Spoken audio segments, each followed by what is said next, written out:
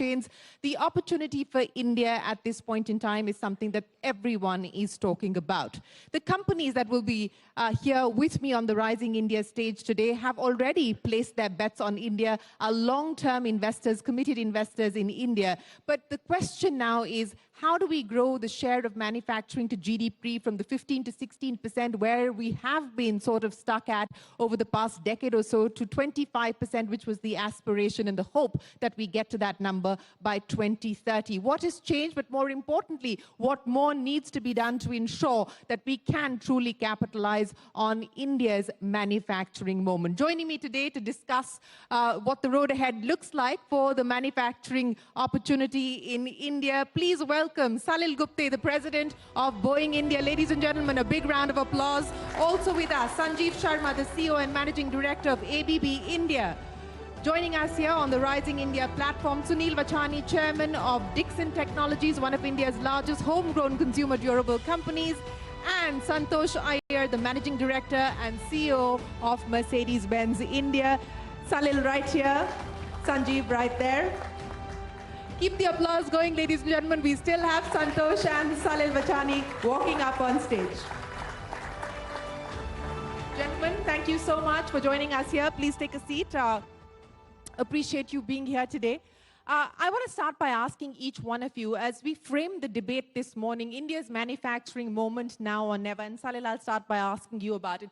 We've all been talking about the fact that over the last 2 years, specifically in a post-pandemic world, in a world where we are seeing geopolitical risks and geopolitical tensions, there is a need for supply chain resilience, there is a need for diversification, that this could be the opportunity for India, that this is the window for India to be able to capitalize on. Are all our ducks lined up?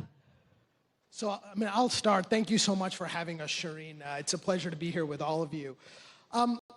This is a unique moment. Look, I've been in the aerospace business for my entire career, finance and then with Boeing, the OEM, for the last 14 years. And what I can tell you is for my entire career, people have been telling me that someday, India will be one of the top markets for aviation. Someday, India will have the capability for top quality manufacturing and be part of the global supply chain. And it is crystal clear that in this moment, as we emerge from the global pandemic, someday has arrived. Right? Someday has arrived. Someday has arrived. This is India's moment. Because as companies around the world seek supply chain resilience, this means diversification of the supply chain, dual sourcing, and India has an opportunity to perform at a world-class level, which they are doing in our experience with our billion-dollar-plus supply chain here in India. And as a result of that, they can earn more work in manufacturing here. That performance drives additional work placement, and that's what we're seeing. So someday has arrived. That's the word in from Salil at Boeing India. I'll come to that historic deal that Boeing has just inked with Air India in just a second. But let me get Sanjeev to comment. Sanjeev, as I pointed out, ABB has been a long-term committed investor. You've been in India for over 70 years now. I don't know how many people in this room know, but you've got almost 20 factories up and running across India. How important is India today from a global manufacturing point of view? Thank you, Shireen. We have been very long on India for, as you mentioned, for the last 70, 75 years. We are manufacturing in this country. And we have developed deep supply chains within the country, which not only serve us to serve customers here in India, but also they are globally connected. I must say that over a period of time, we have seen different market cycles, different policy cycles.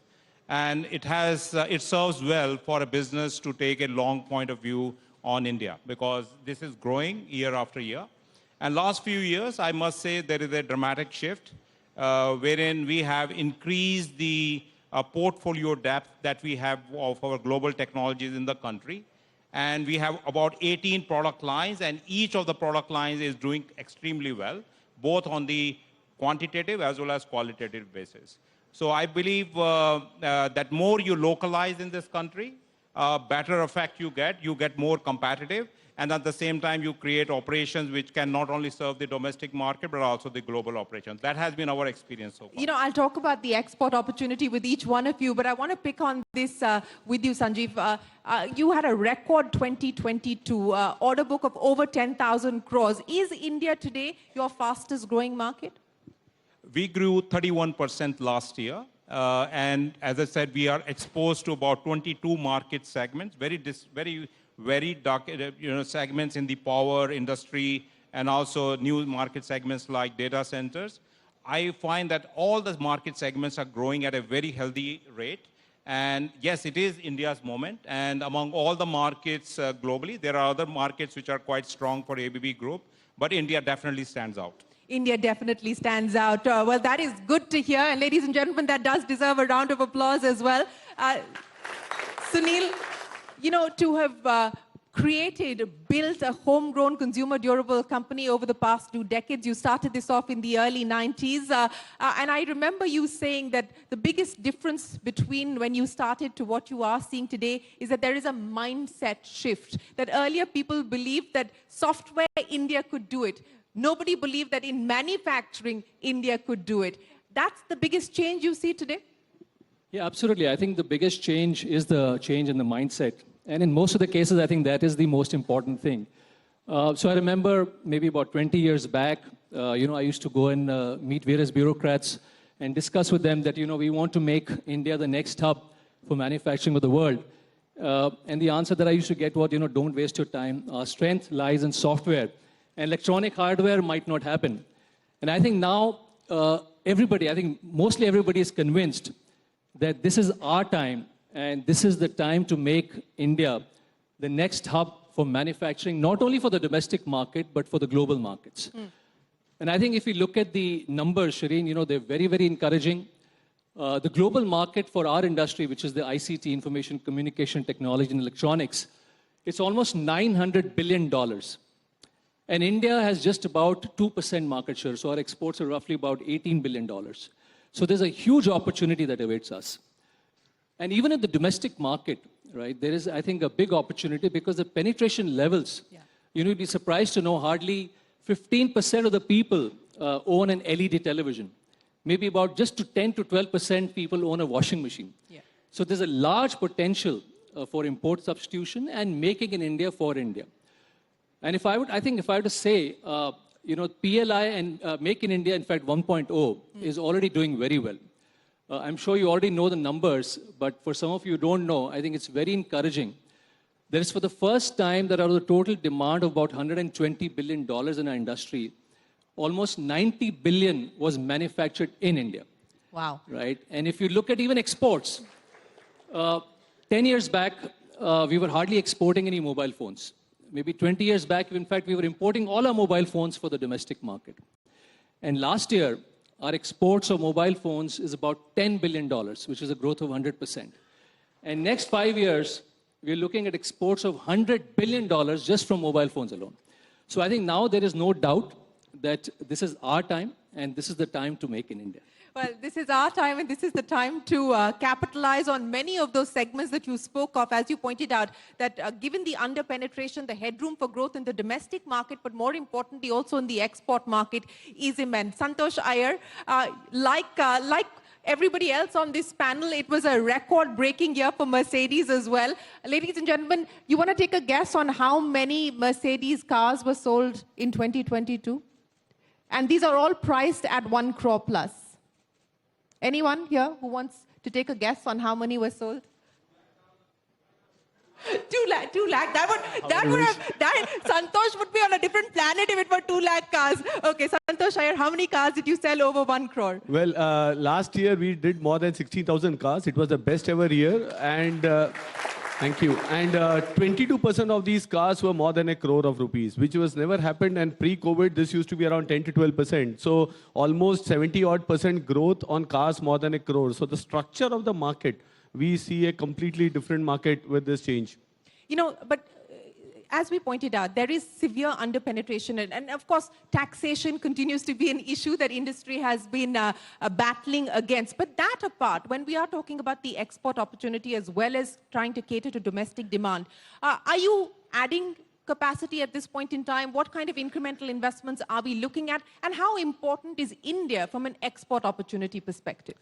Yeah, in Mercedes-Benz, we have something, India is always seen with a word called strategic patience. We have been in India for... Strategic patience. Yeah, we have been in India for 28 years now. We were the first to set up manufacturing, and now we were the first to also start local EV production in India, in the luxury car space. So this strategic patience now, I think we all feel the time has come. The time has come for this patience to start now delivering. We have a capacity of 20,000 cars now going up to 40,000. We are investing. And apart from what we do on manufacturing, we also have a big R&D hub in Bangalore. We are employing more than 6,000 people there. And they work not only on engineering side, but they also work on software and also digitalization side. So there's a lot happening. And we are quite proud to say that any Mercedes in the world has an India in it. Because there is an Indian engineer which has worked on some development, some patent creation, and we are already contributing to the global ecosystem. Well, it may not have an India-made component yet, but it certainly does have Indian design sensibilities, development capabilities as part of the product. Sanjeev, I want to roadmap the next 5 years, and I want to get the perspective for ABB. You're sitting on a fairly strong balance sheet at this point in time. You've set aside, about 1,800 crore rupees. That's the corpus that you have to play with for acquisitions, inorganic growth opportunities here in India. What would you consider? What would you look at? What looks exciting? So in India, I think the way we run our business, we are a debt-free company. We don't bring money from outside. We are able to generate money here. We have a strong balance sheet. And we are looking at both organic as well as inorganic expansions. And if we are looking at targets in India, we are looking targets which complement as a bolt-on onto our existing businesses, both in the software as well as in the manufacturing area. So we have 18 business models. So each business model has been given the allocation, and they're looking out in the market, which are the partners they can acquire, so that we have a bolt-on business model expansion. Anything on the anvil in terms of closure? We do have a good list at the moment, but we'll definitely let you know. You'll be the first person to know the moment we have it. I'm going to hold you to that promise. You've made that in front of a large audience here.